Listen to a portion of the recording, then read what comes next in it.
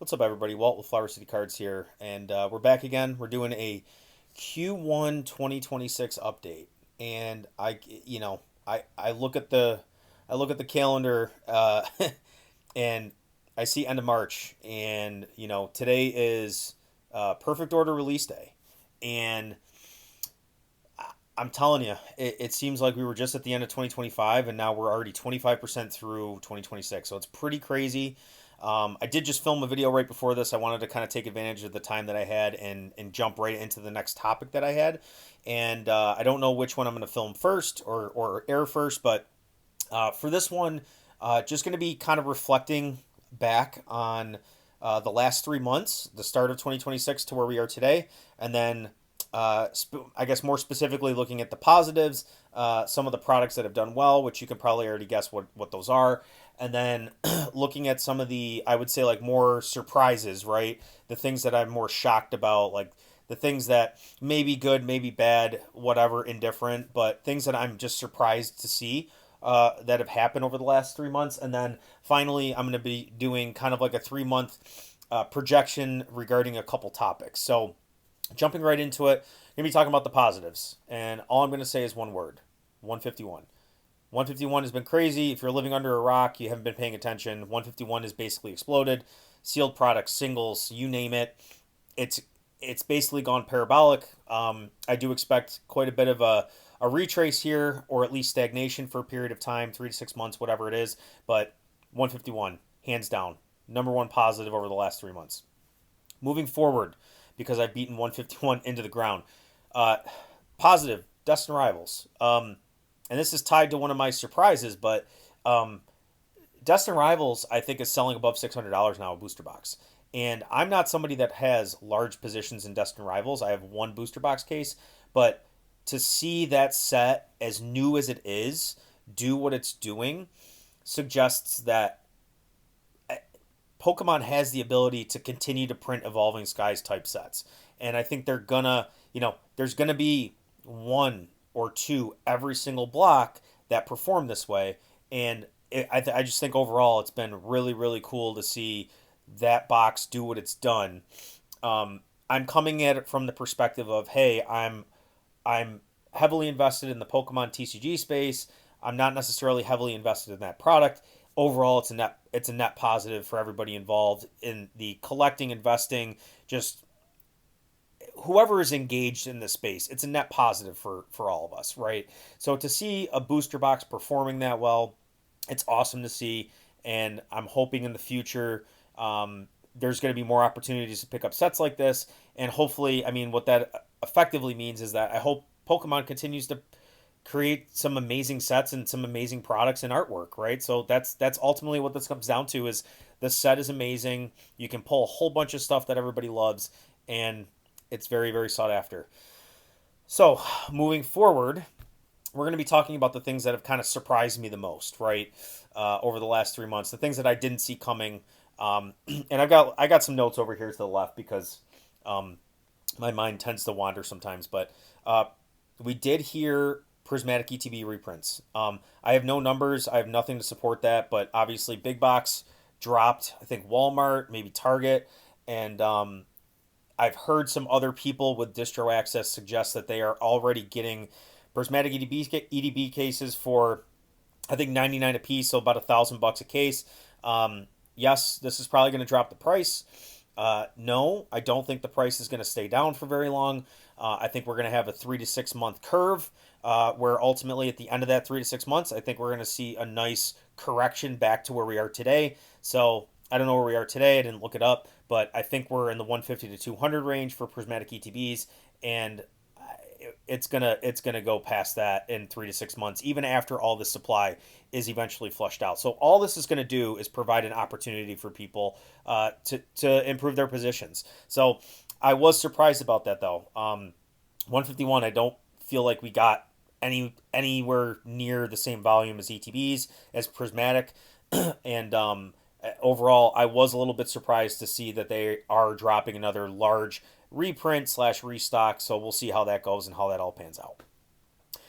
Number two, actually similar topic: ETBs, new set, Ascended Heroes.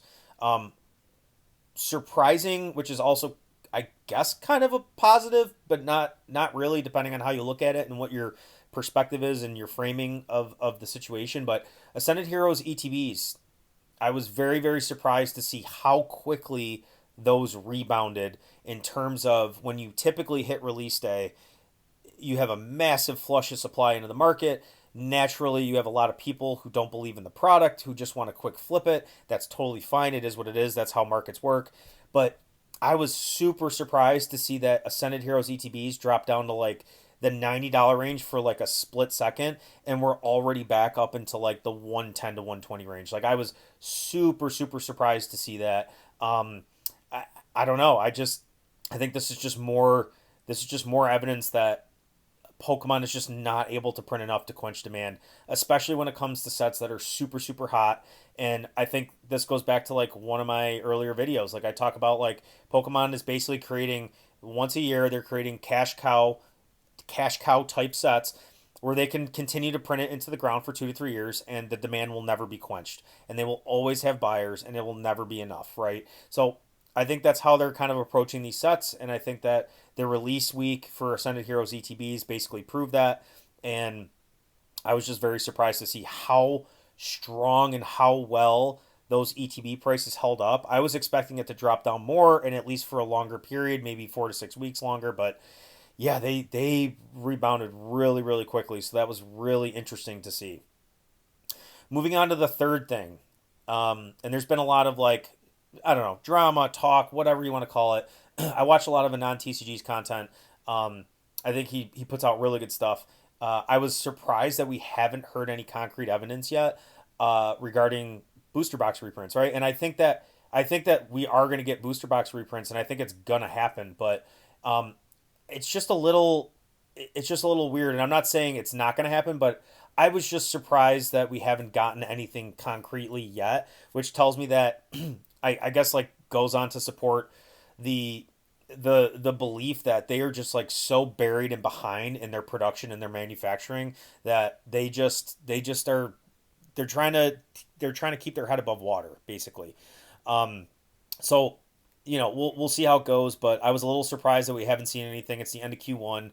Um, so we'll see what happens, but I'll be very excited. I know me and others in the supply network program and like just everybody in the community, I think, is ready for a large dump of booster boxes. So hopefully, this is something back, to whoever knows how long they've been going back. They have been stuffing booster boxes, and hopefully they've been getting those ready to go, and hopefully we'll see some invoices soon, and we'll see that supply hit the market. Moving forward, so away from a reflection on the last 3 months, we're going to look at the next 3 months. And I'm just going to kind of give some overall predictions on a couple things, nothing crazy. I guess tying back into what I was surprised about, I think we will get booster box reprints. I think it's going to happen. I think a lot of people, I think the argument with a lot of people and around the drama of this is like, it's a discussion around whether or not it's going to happen. I'm very much on the side of the fence where I believe it's going to happen. What where my skepticism comes into play is I have doubts around the degree to which the reprints actually impact the market price of each booster box and booster box cases. Because I think, like going back to the Ascended Heroes ETBs, I think that the demand in this market and the current state that we're in is unquenchable, and I don't think that they can reach it. I don't think they can reach it without significant uh, capacity opened up. And we already know we're not going to see that until probably 2028 at this point. Um, so that to me, I think we are going to get booster box reprints. I think we're going to see it hopefully soon. But overall, again, the last time we had a massive booster box reprint was in a very different market. Silver Tempest, Lost Origin. It was a 3 to 6 month curve, 3 to 6 month uh, valley, and then back up to peak and exceeding where we were prior. So like Lost Origin booster boxes, we were sitting at 160, 170. We had about 3 months of stagnation or dip, and then we had 3 months of like correction to get back to where we were, and then it was off to the races with Lost Origin booster boxes. So I expect to see something very similar. And honestly, in these current market conditions, I think that that curve, the timeline of that curve from the start of the drop to the end and where we get back to where we are today, for the booster boxes specifically that are going to be reprinted, I think it's going to take around 3 months. I think what we had before in the demand is twice as big compared to the amount of supply discrepancy that we have. So when we compare demand versus supply, again, this is all just my projections, high level, my opinion. Take it for what you will. Don't take it as gospel. I think we're going to get booster box reprints, and I think they're going to impact the price for about 3 months. That's my projection. And I guess going past that too, I think that we are going to get booster box reprints back to as far as Destined Rivals. I think we've already seen enough Journey Together. I think Pokemon Center knows that, and I think that we're going to get Destined Rivals, Mega O1, and Mega O2. So we'll see what actually comes to fruition. If they can go back even further, that's great. But I don't see how they could possibly put out any meaningful reprints back past Destined Rivals at this point. That's 3 full sets. So those are my projections. And the last thing that I'll discuss before I wrap up this video, this isn't anything. This isn't anything crazy. It's not an outlandish take, but over the next 3 months, I think that we're going to get a stagnation or an overall drop in the market, and I mean that's just natural seasonality. But also, I think things have just been going so parabolic lately with the 30th anniversary. I think there's going to be a little bit of a stagnation here in 2026. This will be the weakest point of the year outside of like the winter months, is going to be these next 3 months as we move into the summer. So I could be wrong, but those are just my projections. Just wanted to kind of throw my thoughts out there. Again, I'm going to try to start doing this quarterly. So we'll do another quarterly update at the end of Q2. But again, as always, guys, please drop a follow, a like, a comment below. What are your projections for the next 3 months? And was there anything else that I missed over the last 3 months? A lot of stuff happens in 3 months in this hobby, guys. So if there's anything I missed that I should have included, please drop it below. Let me know what your thoughts are. And until then, I'll see you guys next time.